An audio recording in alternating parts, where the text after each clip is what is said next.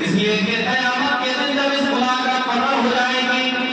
وَإِنَّ مُحَمَّرَاتِ الذُّنُوبِ مَا لَا يُؤْخَذْ بِهَا صَاحِبُهُ، جب قیامت کے دن ایسے گناہ کے لوگوں میں پکڑ ہو جائے گی، جب لوگوں سے بات شروع ہو جائے گی، جب لوگوں کے لیے اس میں سوال ہونا شروع ہو جائے گا تو وہ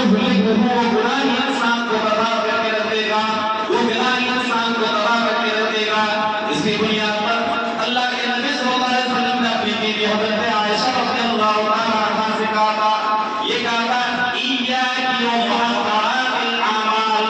اے عائشہ ایسے معمولی سمجھے جانے والے کام سے بچنا